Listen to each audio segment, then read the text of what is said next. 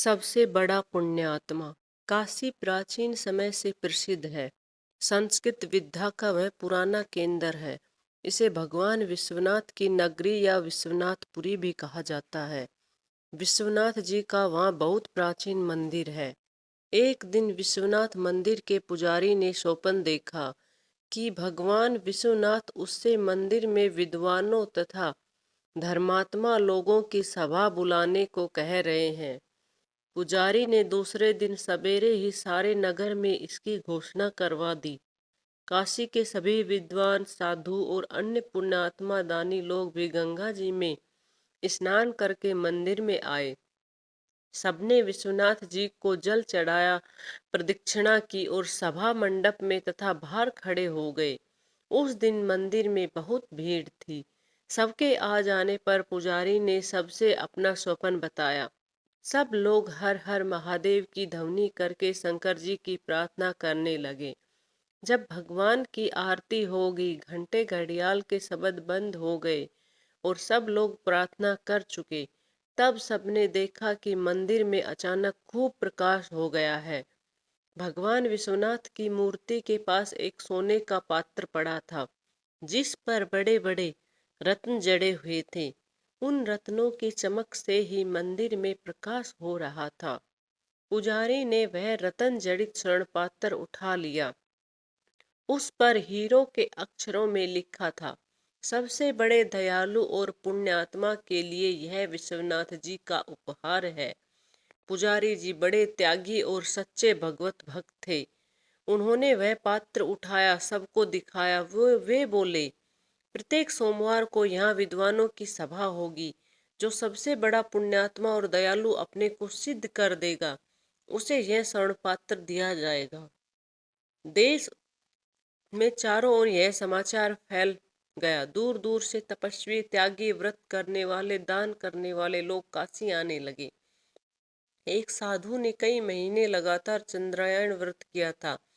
वे उस स्वर्ण पात्र को लेने आए, लेकिन जब स्वर्ण पात्र उन्हें दिया गया, उनके हाथ में जाते ही वह मिट्टी का हो गया।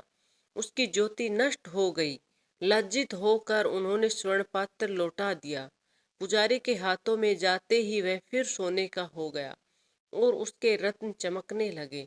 एक धर्मात्मा ने बहुत से विद्यालय बनवाए थे, कई स्थानों पर सेवाश्रम चलाते थे। दान करते करते उन्होंने लगभग सारा धन खर्च कर दिया था। बहुत सी संस्थाओं को सदा दान देते थे। अखबारों में उनका नाम छपता था। वे भी स्वर्ण पात्र लेने आए, किंतु उनके हाथ में भी जाकर मिट्टी का हो गया। पुजारी जी ने उनसे कहा, आप पद, मान या यश के लोभ से दान करते जान पड़ते हैं। नाम की इच्छा से होने वाला दान सच्चा दान नहीं है। इसी प्रकार बहुत से लोग आए, किंतु कोई भी स्वर्ण पात्र पा नहीं सका। सबके हाथों में पहुंचकर वह मिट्टी का हो जाता। कई महीने बीत गए। बहुत से लोग स्वर्ण पात्र पाने के लोभ से भगवान विश्वनाथ के मंदिर के पास ही दान पुण्य करने लगे, लेकिन स्वर्ण पात्र उन्हें भी नहीं मिला। एक दिन एक बूढ़ा किसान भगवान विश्वनाथ के दर्शन करने आया। वह देहाती किसान था।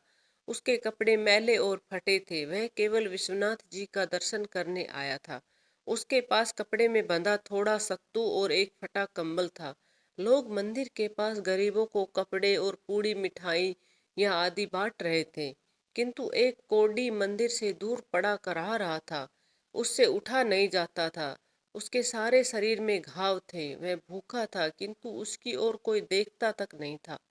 बूढ़े किसान को कोढ़ी पर दया आ गई। उसने अपना सत्तू उसे खाने को दे दिया और अपना कंबल उसे उड़ा दिया। वहां से वह मंदिर में दर्शन करने आया।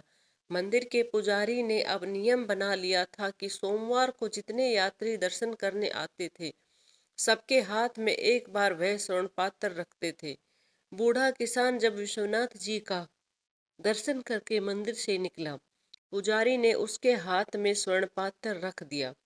उसके हाथ में जाते ही स्वर्ण पात्र मंजड़े रतन दुगने प्रकाश से चमकने लगे। सब लोग बूढ़े की प्रशंसा करने लगे। पुजारी ने कहा, जो निर्लोभ है, दीनों पर दया करता है, जो बिना किसी स्वार्थ के दान करता है, और दुखियों की सेवा करता है, वही सबसे बड़ा पुण्यात्मा है। धन्यवाद।